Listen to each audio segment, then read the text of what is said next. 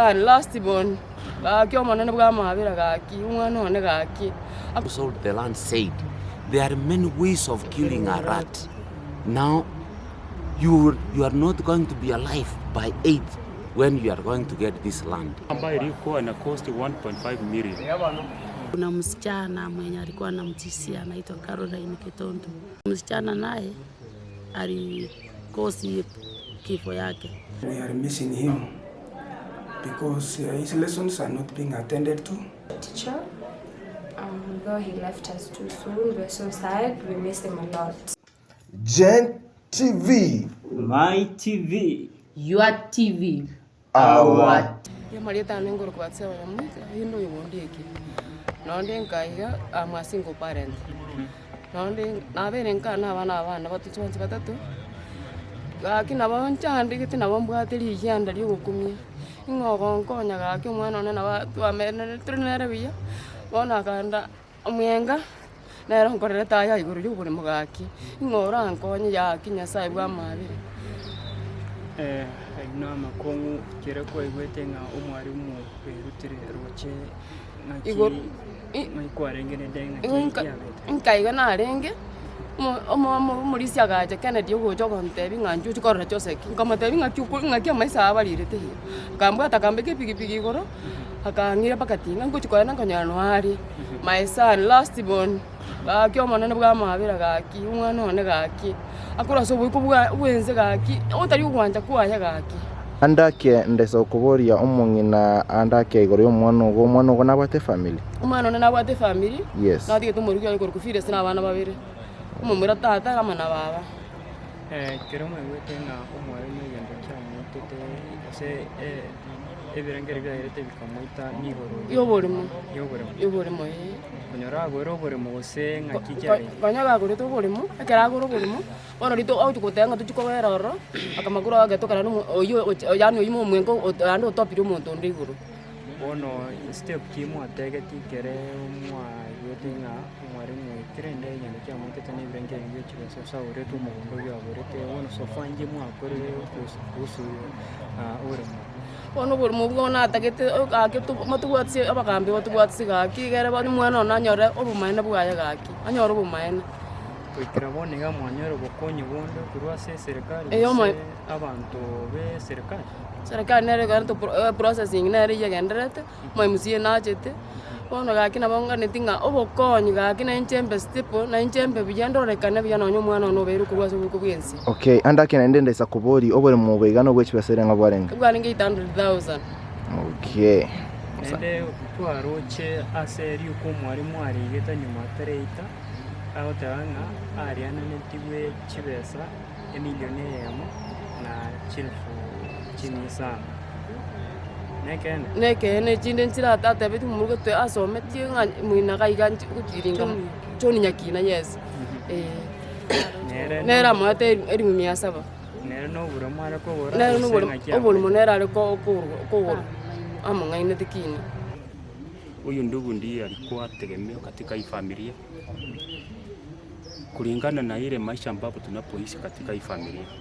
Mnapoona mama vile hako hivi, huyu ndiye alikuwa tegemeo lake, pia tegemeo la familia.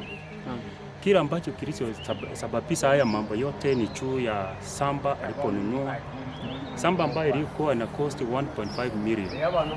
Na wakati mwalimu alipoanza kununua hii samba, wakati kuelekea kwa hiyo samba kuenda kusettle the family, ndipo alipopata ya kwamba huyu jamaa ameuza tena hiyo samba. Ikaleta mambo mingi kwa mwalimu, stress na kuitisa pesa siakarudisiwe. Na huyu mwenye samba alikuwa amrudishie samba. Alikuwa ni mtu ambaye anamjibu mbaya, anamwambia hili na pale. Ikawa hivyo up this time. Mpaka saa hii bado hatujaona. Na katika harakati mlioenda kotini, labda mkaweza kumshtaki kwamba amekataa kurudishia pesa zenu? Ni kweli tumeshafanya kesi karibu mara 3 mara 2. Hapa kwa chief mwenyewe na master chief wa hii location yote wanasema ya kwamba mwalimu hako right apewe pesa zake, apewe samba lake. Sasa mwenye huyu samba ndiye sasa ni kama mtu si mtu mwaminifu. Na labda kwa ufupi tu ningependa uweze kutueleza kwamba kama mliweza kufika kwenye vituo vya serikali kama kwenye koti mkapewa ruhusa ya kwamba yule jamaa haweze kuwarudisha hela zenu ama wapatie shamba. Je, alichukua hatua hipi? Huyu jamaa sasa ni ile anaruka, familia hii inaruka, inaanza sema hii huyu mwalimu nini atakuwa namna ile, lakini kwa ukweli ni ile kulikuwa maonyesho ya kuonyesha mwalimu alinunua shamba. Maanisha bado huyo jamaa hajachukuliwa hatua yote. Hajachukuliwa hatua, hiyo mambo iko kwa chief peke yake. Hiyo mambo iko kwa chief. Kweli aliandika barua ya kusema vile ambavyo amesaa koniwa hizo pesa zake na huyu jamaa anaitwa Omwenga. Na hayo aliandika ni ya kweli kabisa? Ni ya kweli kabisa katika jina la Bwana. Ni ukweli kabisa. Aliandika kwa ukweli na alisema kwa ukweli. Thomas Ogembondieki. I come from Rambo village, where JOSECK hails from. JOSECK Ondara is my nephew. The mother to JOSECK Ondara is my sister. So JOSECK, I know him fully since childhood. JOSECK has been a very honest, sincere child. When he was growing up, when he went to school, until the time he has passed on. JOSECK worked very well in the family. JOSECK was a teacher at the Isura Secondary School, and all the time he has worked with us has not had a health problem, a problem of any kind that could make him to commit suicide. Now that we have reached this end, briefly, what made him to take his life or to throw himself into that kitimbi cha tinga, it is what people did to him. There are people who took his money and they were not able to repay the money. We have a student that he taught and they were doing business from Tanzania, bringing bales of clothes, and they gave them 700,000. To date, they went with the money and they have not been able to repay the money. Out of the 700,000, when we went to ask what was to be done, they paid a total of 17,000, and they pledged that on 15th they will be able to clear the remaining balance of the amount of money that they duly paid. But they are still at large. The government has not taken any step to apprehend any of them or to put any of them in custody. But the family has cooperated and they have said they know the deal. They know that if they were given the money, one of the boys was given the money, and that they are ready to repay the money. So we waited on Monday when they said they would bring the money. As we went there yesterday, they promised that they would come over on 15th so that they can be able to give us the money. JOSECK couldn't have taken his life, but there is a place he did purchase land at Omwenga's place, and when he did purchase this land, he paid a total of 800,000, 2015. From 2015 to date, that money has not been paid back, nor he has not been given the land. Now the hardest problem is that JOSECK took a step.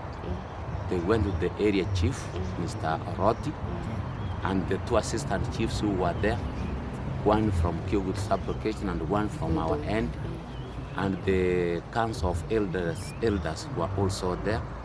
They discussed over this case 1 month ago, and when they gave their verdict, they found through that money was given by JOSECK. Omwenga received the money plus his son known as Eric, and there is Omwenga received the money plus his son Eric, who sold the land. JOSECK gave the money, and in the full hearing of the Council of Elders, they really saw that money was given, and the money was given to the first group which JOSECK wrote it down. He wrote a comprehensive letter of 4 pages. The first page is on the media, the first page is on internet, and he described exactly what took place. So the first group, that is Omwenga, Eric, and Jared took that money. How On much? 800,000. Now, if we accumulate 800,000 plus the 700,000, that's 1.5 million that was taken from him. And the man has stayed with those people. The Council of Elders took a verdict and they said on 8th of March, they were going to where the shamba is, and then they give it to Ondara because that was their verdict. It is written down, it is well coded, and they accepted to give that money, to give that land to JOSECK. Unfortunately, in the process of deciding that, they said all the groups from the Mwenga family, from our family, and the clan of elders, plus the chief, they were to be there on 8th. Now, Eric, the one who sold the land, said, there are many ways of killing a rat.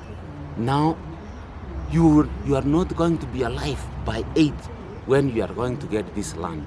So he threatened, they wrote threatening message to JOSECK. Those messages are in the phone. Those messages can be seen. And in the detailed report which JOSECK wrote, the message is there. The phone numbers of those people who were threatening him, what they were saying. And then in the process, it seems they went underground and they did something that could force and press JOSECK to take his life. It's not a normal death. They caused the death using maybe wizardry and other magical things that were sent to him to make sure he commits suicide. That's what happened. When we have tried to investigate, we have gone to the chief, we have discussed this case with the Mwenga family and our family and the clan of elders. They saw that indeed there was evidence that money was given and that family had done something that was not wise. And they decided to award the land to us.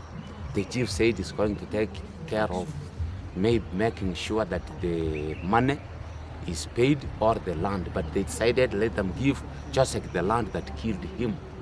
And when the chief said that, we saw that that thing is going to be done, but it has still tarried. Since JOSECK passed on, it is 1 month now. We are at home, we want to feed, there are visitors coming, we want to take care of funeral expenses. There was the post-mortem report, there was the post-mortem that was done, there is the mortuary fee. All these monies we have nowhere to take. And we are bleeding and asking if the government can come in through the area chief, through the area MCA, through the area member of parliament, and give us support so that justice can be seen at the end of this thing. It has been a pathetic issue. It has been something that has taken the family by storm. JOSECK has other 2 siblings who have nothing to get a living from, and they need the money, they need the food. JOSECK was the light bearer. JOSECK was the one who was doing everything. The mother is helpless at home. There is nothing that can be done. We are really bleeding. If we don't get the government's hand, we can get maybe well-wishers who can send donations to the mom or the brothers. He has left 2 very tiny young children. He has left a very young wife. All those people need support. And the support that can be given can be able to uplift this family. So far, we have not seen anybody come to this family to say, Paul, it is today that you have arrived. It is today that you have come. And when we put this thing to you, we are very honest, very sincere. JOSECK has no land to be buried because he needs to rest in peace. We need a place or a piece of land. We need money. We need all these things so that we can see right at the end of the tunnel. Not knowing what to do next. However, from Omwenga's family, they are saying that they have given us the land. We need what can make us get that land without a problem. We need to see that justice has been done. But JOSECK honestly didn't commit suicide. Instead, we can say in our language, ni kwamba ameuawa kimiujiza kimashetani. Sio ya kwamba alijitupa kwa hiyo kidimbu. The depth of the water was not very deep. He couldn't have died. Even if he could die, he could float. He didn't float. He coiled himself in a mysterious way we don't understand. There is something wrong or something that made him to go to commit suicide. Okay, may I ask that you are going, maybe you have gone and received the land and you have owned the land without any problem. Are you going to stay on that land? What Definitely, because Joseph has no land. He's our single parent. So the family will be with peace, staying on that land. That's one thing. We are going to be at peace. Okay, thank you. You can keep moving. And again, we heard that the friends, community members, or even some of the family members had demonstrated the other day due to that issue. Is it true? It is true. They demonstrated. They were in agony. They are perturbed. They are disturbed. They could like even to take law into their hands because they have not seen justice. They have not seen anything. They did demonstrate. They did go. They went there. They wanted really to ask Mwalimu to come out clean and say what's going on, what happened. They did. That happened. Thank you. Josek alikuwa mtoto wetu kwa familia. Alikuwa mtoto mpole tangu utotoni, sisi ndio tulimulea. Hatujawahi kuona kesi ya Josek. Josek alikuwa honest, upright. Chenye anashindwa kufanya anakuambia hiyo anti sitaweza. Lakini ilifika mahali sasa anataka kununulia familia yake shamba kwa vile dadangu Seba ako hapa nyumbani na watoto wake.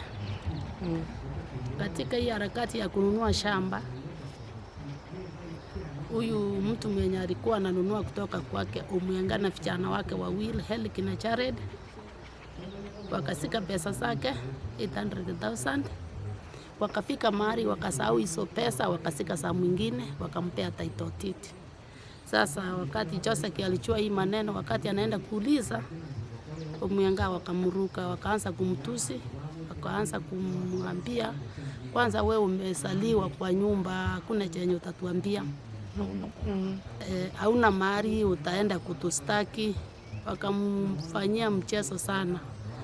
Na nikwambie mtu akwambie hivyo na unataka ununue shamba ukae mahali, familia yako ikae mahali nakaa. Omwenga wakamugeuka, Eric anamchecheri vibaya. Wakaanza kesi, wakaenda kwa chief. Kufika kwa chief, walikutana kwa chief nafikiri kama mara 3 hivi. Mara ya 4 chief aliahidi waende kwa hiyo shamba sasa wafanye kesi kwa shamba. Ni kama waliona wameshindwa. Sasa chief alikuwa anataka kuenda kupeana hiyo shamba kwa Josek. Hapa sasa ndio fitisho ilianzia. Wakamwambia hiyo shamba huwezi ukaichukua. Hiyo shamba huwezi ukaichukua. Kuna njia mingi za kuua panya. Na kuua sio kitu kikubwa. Utakufa. Na kwa vile sasa sisi hatukukuwa tunajua mipango yao. Na Josek hakukuwa anajua mipango yao. Sababu Josek alikuwa Mkristo na sisi kwa familia ni Wakristo, lakini kumbe hawa watu walikuwa wamechiami na staili zao za kuua. Okay, haswa mama nikukate kidogo. Ningependa kuuliza kwamba haswa una feel like kama unasikia ya kwamba hii kifo ya Josek haiko si kifo ya kawaida. Haikuwa ya kawaida. Na mna feel like Mwenga kama ameamua sijui ni Omwenga kama ameamua kuwapia shamba, hata kama ameamua kuwapia shamba, bado mna ile hisia ya kwamba yeye ndiye ako nyuma ya hii. Ako ndio yeye ndiye ako nyuma ya hii. Okay. Sasa Omwenga hiyo ni kesi ya kwanza na vijana wake 3. Tena kuna msichana mwenye alikuwa anamtishia anaitwa Caroline Ketonto. Huyu sasa pia naye alikuwa anamtishia sana. Anamwekea message mbaya. Huyu msichana naye alikosi kifo yake. Lakini nauliza kama hii mambo iko na imeandikwa na imetendeka, serikali iko wapi? Kwanza watu kama hawa ndio ingekuwa imeshika. Kwa ufupi kwanza, huyo Caroline alikuwa na uhusiano fupi na Mwalimu. Caroline nafikiri wakati alimaliza university alikuwa girlfriend yake wa kwanza. Walipata naye mtoto msichana. Sasa JOSECK amesomesa huyu mtoto mpaka form 4. Huyu ameona sasa hii pesa siwezi kuenda kupata.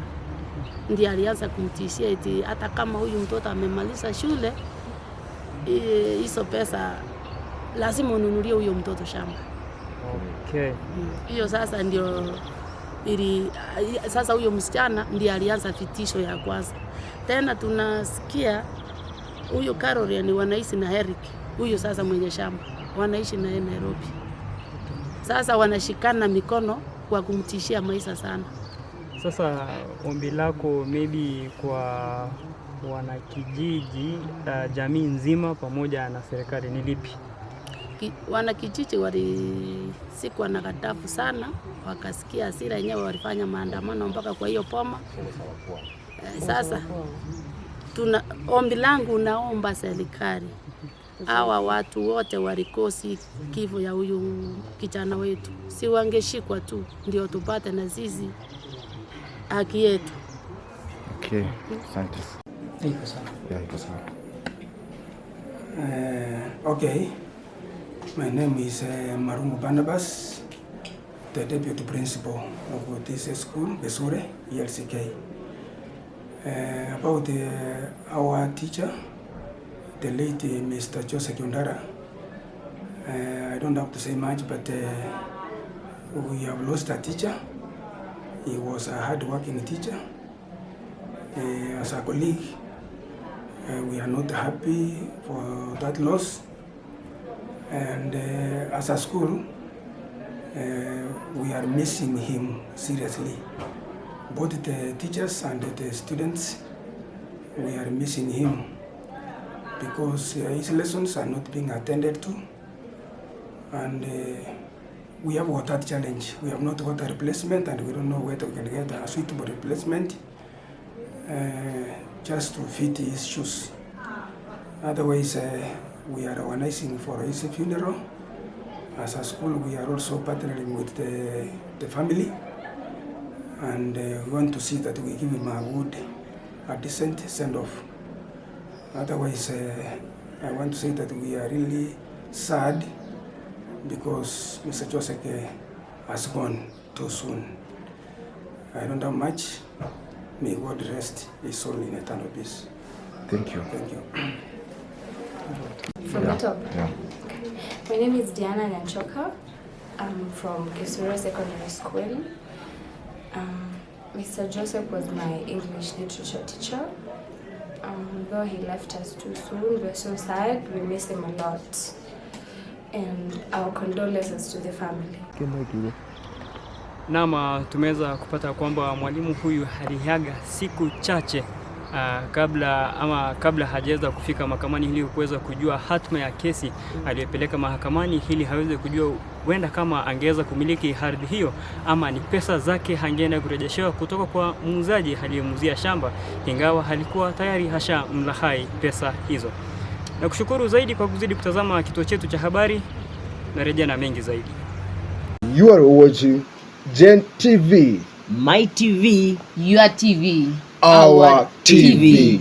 Catch us in Kenya, Canada, Tanzania, India, Ethiopia, Uganda, China, Nigeria. What Minnesota, don't miss this. Gen TV.